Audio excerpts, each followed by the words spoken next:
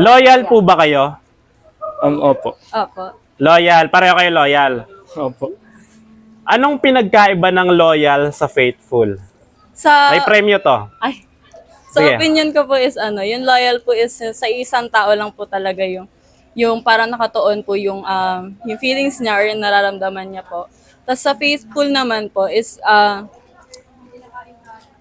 parang yung hindi lang po siya yung yung loyalty na po na, ay, parang same lang din po siya ng loyalty, but more on, mas nagtatrust ka po sa partner niya po. So pag loyal, hindi nagtatrash. Nagtatrust pa rin naman po siya. Ano pinagkaiba?